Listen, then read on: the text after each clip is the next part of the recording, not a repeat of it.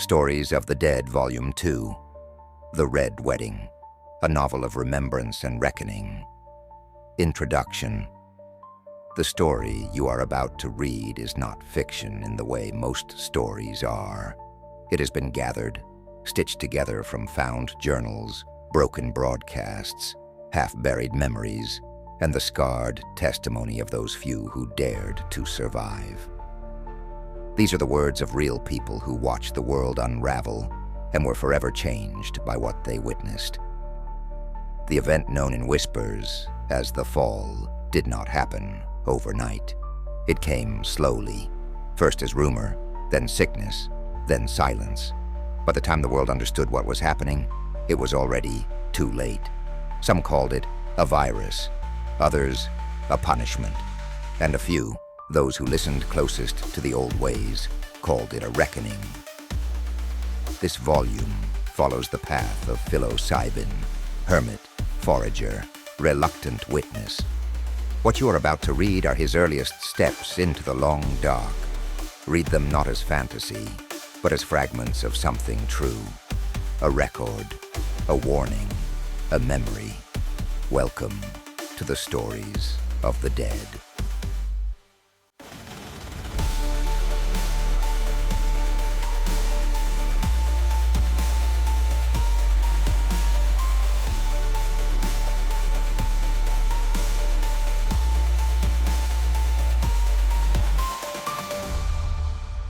Prologue.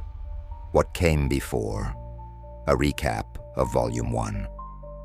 The end did not come all at once. It crept in like rot beneath the floorboards, slow, quiet, irreversible. One day the world was tired, the next it was gone. Before the cities fell and the dead walked openly in the streets, there were still places where the old ways lingered, where fire was sacred and silence meant something. In one such forest, hidden deep within the wilds of southwest Russia, two men sat with a shaman around a campfire and drank bitter tea brewed from spotted mushrooms. The elder was Phil Osibin, a weathered wanderer who lived by the rhythm of the land. The younger, his cousin Joe, sharp-witted and bright-eyed. The shaman spoke of the wheel of life, of cycles unheeded, and of a coming reckoning. Phil listened. He had always listened, though what he heard that night would not take root until much later, when blood had already touched the soil. They stayed for the festival that followed, fires and drums, laughter and prophecy. But when outsiders arrived, foreign, brash, and blind to what surrounded them, something shifted. One of them was sick, another hid their symptoms. The others didn't care. By nightfall, the forest sang with panic. Phil escorted one of the outsiders, a dazed young man named Seth, back to camp, unaware that death had already taken root nearby. Alone by the fire, Phil thought of the shaman's words while the sickness transformed a man just yards away. By the time the screaming began, it was already too late. Joe came sprinting through the dark, a horde at his heels. One of the infected lunged from the nearby tent and tackled him, vanishing them both into the chaos. Phil ran. He ran until the fire was gone, until his lungs burned and his legs gave out. He survived, but what he left behind haunted him more than anything that pursued him. Weeks passed. Phil lived off roots and mushrooms, drinking rain and dreaming of fire. His beard grew wild, his mind grew quieter. He did not seek out others, and none came looking. Then one day he heard laughter, faint but unmistakable.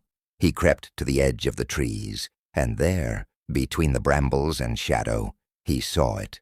A town, walled and weathered, but alive. Smoke rose from chimneys, voices carried across the wind. It was more than refuge. It was possibility. Phil stepped into the clearing, and the wheel turned once more. Now begins Volume 2, The Red Wedding. Chapter 1. The Gatekeeper. The road up the hill was more suggestion than path. Grass had claimed the gravel long ago, and what remained was little more than a rut through the trees, littered with roots and bones of branches. Phil's boots found their way out of habit, not hope. His legs ached, true, but not from starvation or desperation. He was a man who had learned to live off the land. A morning's forage had left his foraging basket heavier than it looked. Dried nettles, wild garlic, a fistful of morels, and 2 ripe puffballs wrapped in birch leaves. He moved with the quiet ease of someone who had made peace with solitude, who had walked far enough to stop naming the days. The trees began to thin.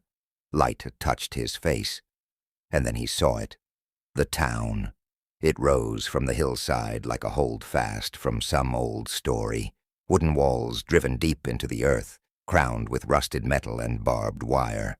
Smoke curled from chimneys within. A watchtower leaned slightly left, its frame patched with sheet metal and rotted boards. It looked for all the world like a place trying to remember what it meant to be civilized. Phil stopped walking. He stood there at the tree line, letting his breath settle, eyes narrowing at the distant movement atop the wall.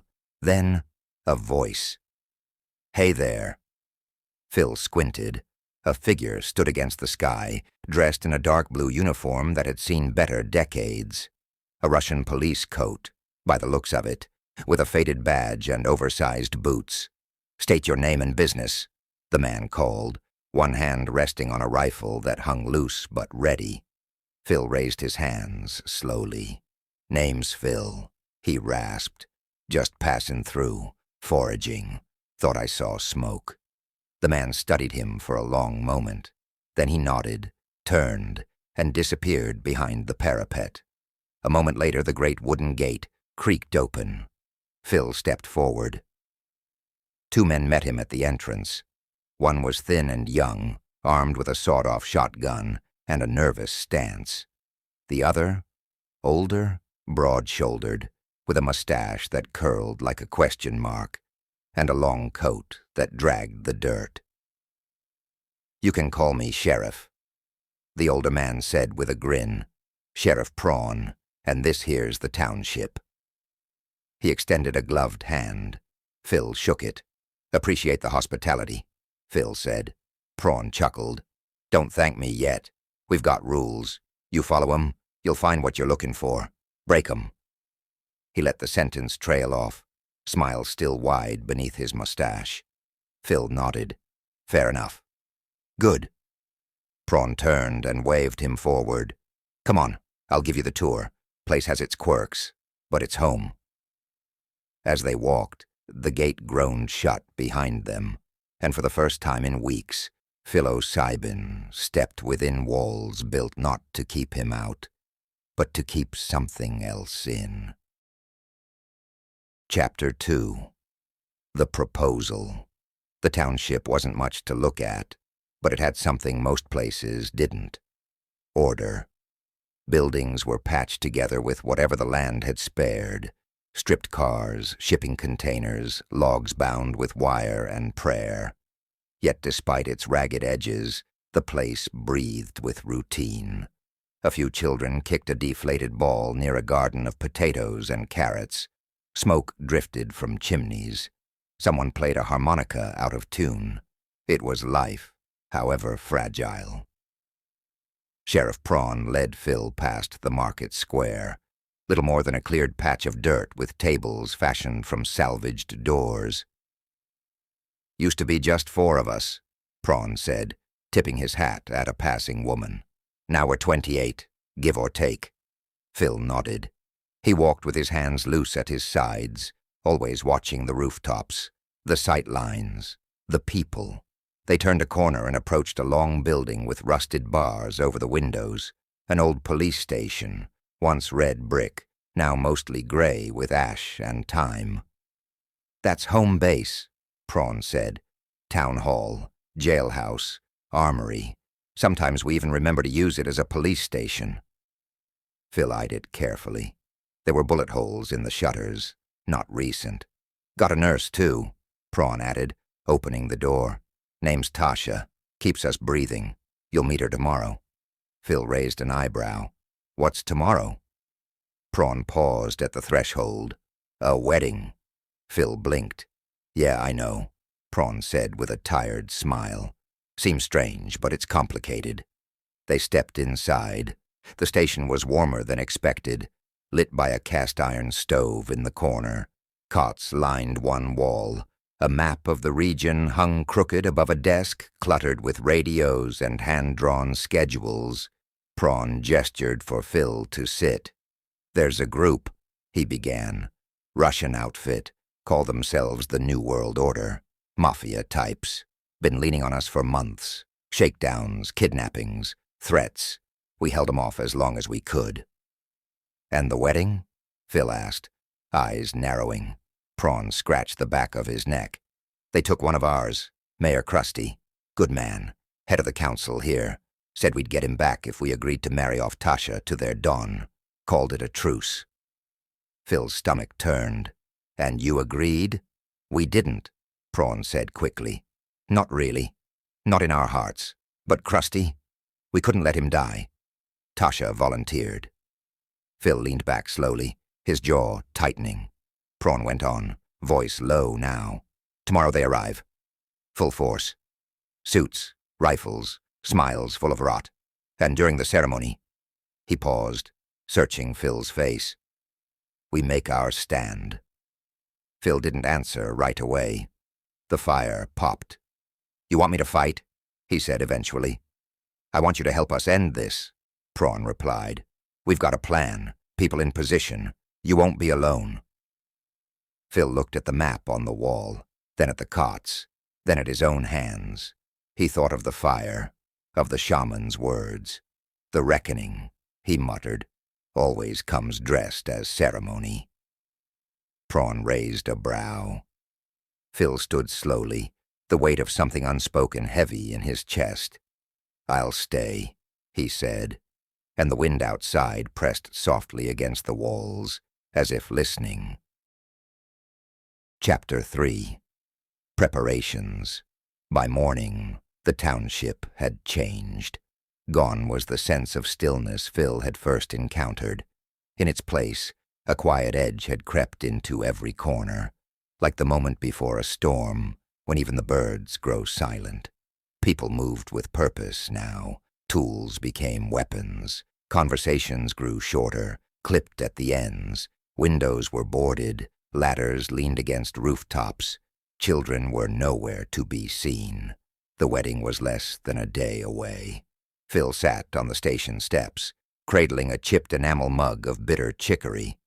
He hadn't slept much. The cot they'd given him was clean enough, but rest had become a stranger to him in recent weeks. The nightmares weren't dreams anymore. They were memories. The screen door creaked. Sheriff Prawn stepped out, already geared, vest half-zipped, revolver at his side, machete strapped behind his back. You look like a man with thoughts, Prawn said, sipping from his own mug. Phil nodded toward the townfolk as they were frantically loading weapons. Looks like your folks are gearing up for a war. Prawn let out a dry chuckle. A wedding and a funeral, just haven't decided the order. He sat beside Phil with a grunt, setting his mug down between them. We're not soldiers, he said. We're farmers, tradesmen. I was a traffic cop back in Kaliningrad. Tasha was a vet before all this. Most of us had never fired a shot until the world turned upside down. And the mafia? Phil asked, watching the gate. Trained, ruthless. They'll come dressed nice like it's business. But under those suits, all wolves. Prawn ran a hand over his face. They'll have eyes on every roof. We need to be faster than they are. Phil stayed quiet for a while. I don't like killing, he said at last. Never have. I know, Prawn said gently. That's why you'll do it right. From down the road, a man in a patched-up vest approached. He was lean, with an M4 slung across his chest, and a face like chipped stone. This is Reaper, Prawn said. One of my best. You'll be with him during the ceremony, up in the station. You'll have height, a clean view of the church. Your job is to watch the roads. Anyone tries to run, you stop them." Phil met the young man's gaze and nodded. Reaper gave a small grunt in return. Acknowledgement, not approval. Prawn stood. "We've got one shot at this, and if it goes bad, we lose everything." He looked up toward the modest chapel at the top of the road, its steeple broken, but the bell still intact. "They want to take our healer," Prawn said. "Take our future. We can't let that happen." Phil rose slowly, rolling his shoulders.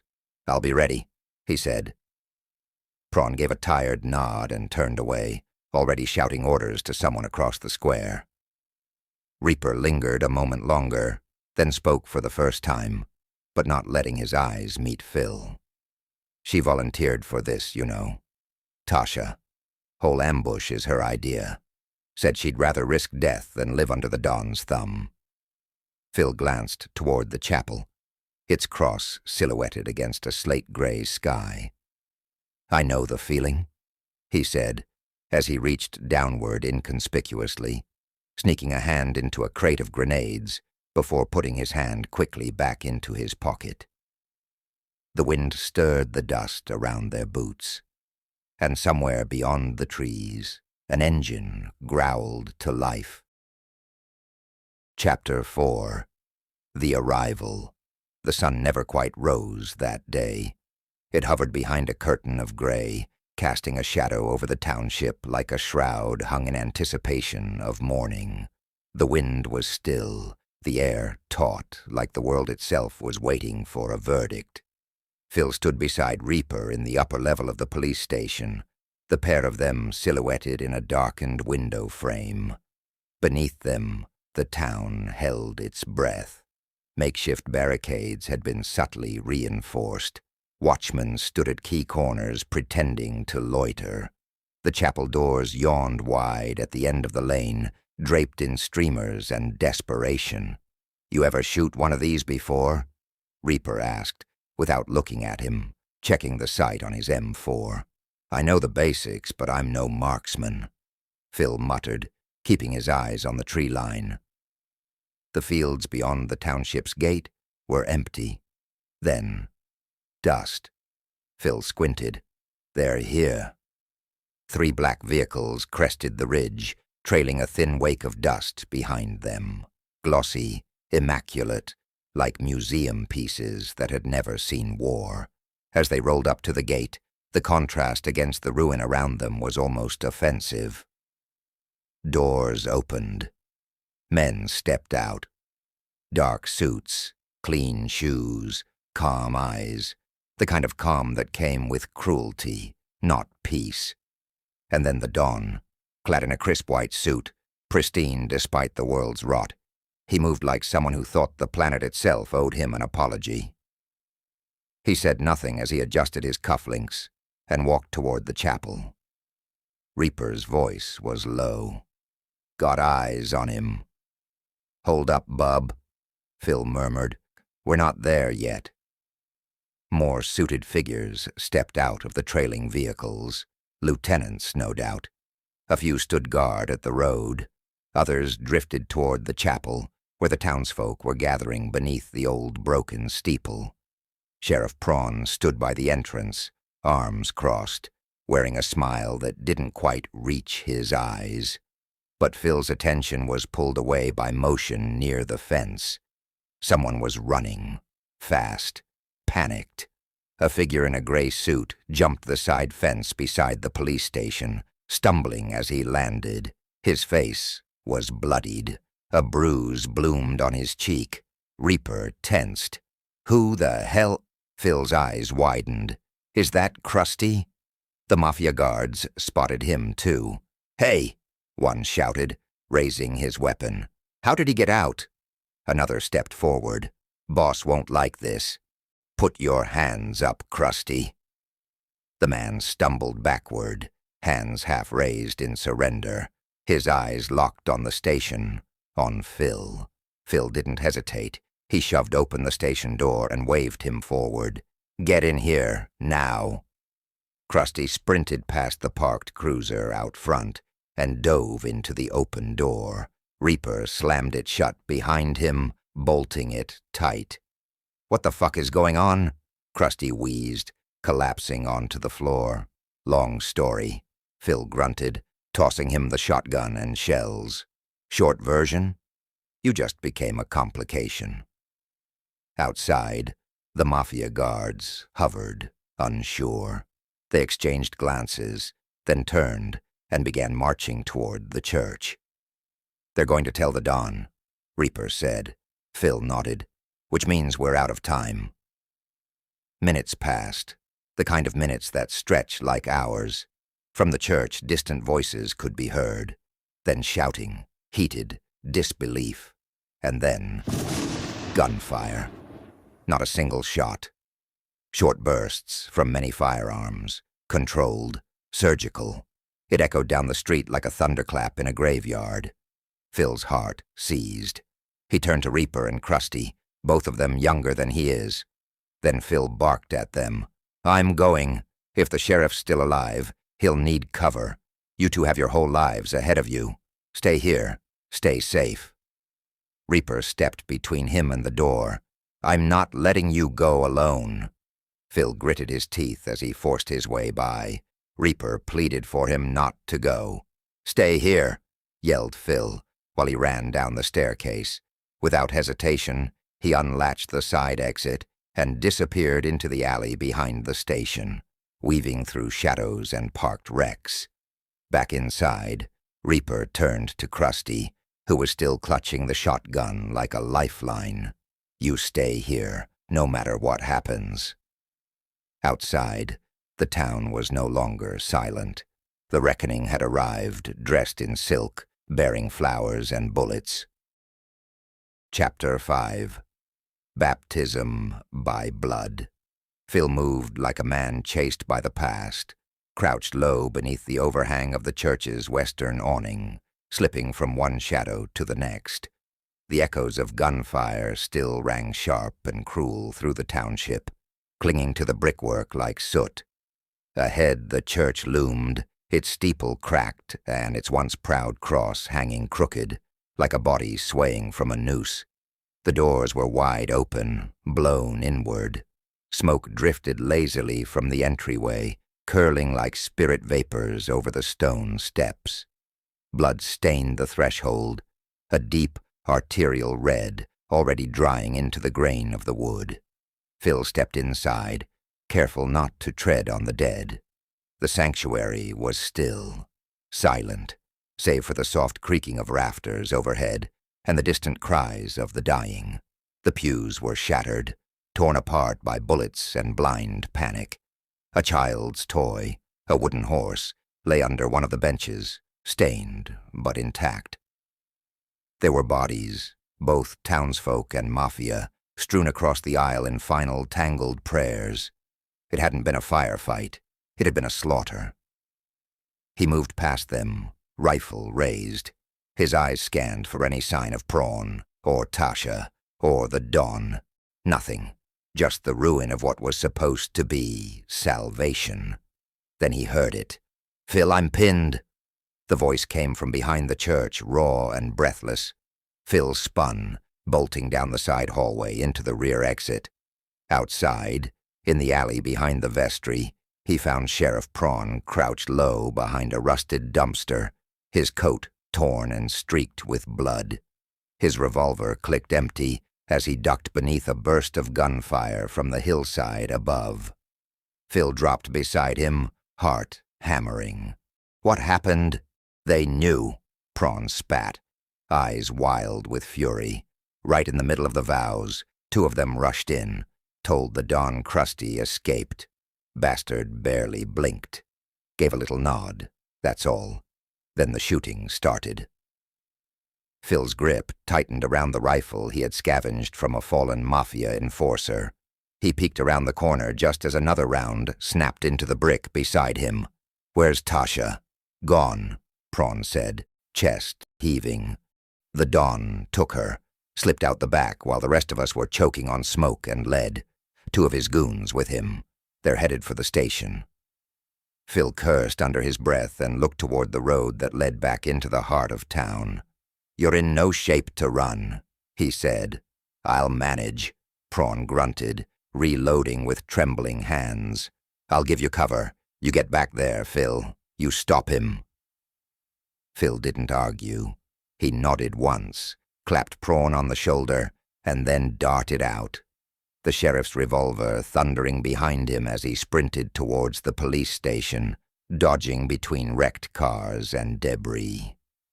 By the time he reached the edge of the police station's garage, the sun had slipped entirely below the horizon. The township was swallowed in the blue-black veil of night, lit only by the pale flicker of distant fires and the occasional muzzle flash in the distance. He slipped inside the garage door, rifle ready, and called out in a hushed rasp, "Reaper!" The Dons got the nurse. Reaper's voice echoed down from the upper floor. "Is Prawn okay?" Before Phil could answer, a burst of automatic gunfire split the silence. Close, deafening, urgent. The thunder of it tore through the night like a blade drawn across flesh. Muzzle flashes danced against the walls across the street, illuminating the chaos for a breathless instant. Then came footsteps, heavy, uneven, running hard. "I got 2 of them!" Sheriff Prawn's voice rang out, raw with adrenaline and hope. "Open the door." Reaper spun toward the entrance, fumbling with the lock. "Hold on, I got you." But the seconds stretched too long. More gunfire exploded from the darkness. A sharp yell of pain was cut short by the sickening thud of a body slamming hard against the door, followed by a lifeless slump as it slid down the wood with a final hollow weight. Silence. And then, from just beyond the threshold, came a voice from the darkness, calm, venomous, and cruel. "You killed my men," hissed the voice, each word soaked in malice. "And now I'm going to kill every last fucking one of you." Phil's blood chilled. The voice was unmistakable. It was the Don. Reaper moved into view above, his face pale in the dim light. "Don, did you kill the nurse?" There was a pause, a long one, while Phil darted into the side door of the police station. Then a single shot rang out from the adjacent building. "Well," the Don's voice returned, now dripping with sadistic glee. "I wasn't going to, but since you asked me to. Ha ha ha ha ha ha ha ha." Reaper staggered back a step, as if the words themselves had struck him. His knuckles went white around the grip of his rifle. Phil met his eyes for only a moment, and they exchanged the same thought without speaking. They couldn't wait. Phil pointed across the alley to the next building, the source of the Don's voice. Then he pulled from the inside of his coat a dented hand grenade, wrapped in a rag. With a guilty whisper, he says, "While we were arming up, I snagged this. Didn't plan on using it, but here." Reaper took it without a word, nodded, moved with the precision of someone who had nothing left to lose. Phil edged toward the street for a clearer view, pressing his back to the corner of the police station. Reaper followed, stepping over Sheriff Prawn's body where it now lay just beyond the doorway, riddled with bullets. His eyes lingered for a heartbeat, then hardened. The 2 of them crouched in silence beside the road, hearts thudding, breaths shallow. Phil raised his rifle, covering the exit to the building where the Don's voice had last echoed. Then, behind them, a sound, soft, a twig snapping. Phil turned. In that moment, the world moved too fast to make sense of. The muzzle flash was blinding. The thunderclap of a shotgun roared in his ears, and in that brief instant of light, he saw the face of the Don grinning wide in the dark, his white suit glowing like bone beneath the blood-red sky. Then all Phil saw was darkness, fading away into a void, as he lay in a growing puddle of his own blood. Chapter 6. Ashes and Echoes. The morning light poured down from behind the crooked steeple of the old church, casting long shadows through the ruins of the township. Dust floated on the beams like ash from an unseen fire. What had once been a haven of resistance now stood quiet, its cobbled streets littered with the still forms of the fallen. No birds called, no dogs barked. The only sound was the steady crunch of boots over gravel. A lone man stood at the crest of the hill, a pack slung over one shoulder, his jacket stained with travel, boots worn thin from forest paths. His name was not yet known to those who mattered in this story, but in time it would be written down. Danny Hobbs, a ranger of the woods who had walked farther and survived longer than most because he knew when to listen and when to run. From the hill he saw the whole town laid bare beneath the light. The red-roofed church, its bell tower cracked but proud. The old police station, its doors blown wide, the symbol of law hollowed by gunfire and time. The homes still and silent, like faces frozen in grief. He descended slowly, his eyes scanning every corner. There were bodies, yes, too many, but no infected. Not a single growl, not a single shuffler, just the dead, and the echo of whatever battle had carved their stories into stone. He moved among them with reverence, checking for signs of life, for weapons, for supplies. Then just beside the porch of a collapsed home, he saw it, a hand twitching. He dropped to one knee, heart racing. The man was alive, barely, half buried beneath shattered wood and bloodied coats. A man clung to the edge of breath. His face, or what remained of it, was mangled, torn apart by a blast that had caught him just behind the right shoulder. The skin was shredded, the eye swollen and ringed in angry purple, but it was open, watching, enduring. Danny wasted no time. He threw off his pack, dragged the stranger into a nearby house, and slammed the door shut behind them. Inside, he cleared a table, laid the man upon it, and worked. Water was boiled, rags soaked, thread pulled taut through the eye of a needle. The stranger writhed once, then went still. The night passed in silence, broken only by the crackle of fire and the whisper of cloth drawn across torn skin. 6 weeks later, the house was quiet. A breeze stirred the curtains. Outside, the world continued its slow collapse, but here, in this forgotten place, a flicker of life remained. Phil Osibin lay beneath a blanket, his face wrapped in linen, chest rising and falling with shallow breath. Beside him, in a chair worn thin at the arms, sat Danny Hobbs, his head bent over a paperback novel with half the pages missing. His eyes flicked up at every sound, every groan of the house settling. Then, a twitch. Phil's finger moved, a breath caught in his throat. A soft grunt broke the air. Danny dropped the book and leaned forward. Sir, can you hear me?" Phil's eyes blinked open beneath the gauze, wide, uncertain, a flicker of recognition, then panic. He tried to sit, his breath coming fast and sharp, like a man drowning in old memories. Danny placed a hand on his chest, steady but gentle. "Easy now. You're all right. You're safe. Lay back." Phil stopped resisting and slumped back against the pillow, still breathing hard, eyes darting. "Can you speak?" Danny asked. "What's your name, sir?" Phil's voice rasped from somewhere deep, unused and raw. "How am I alive?" Danny exhaled slowly, nodding. "I found you about a month ago, maybe more. I was searching for supplies. Everyone else was—" He trailed off. "You were the only one still breathing?" Phil blinked slowly. The silence between them thickened.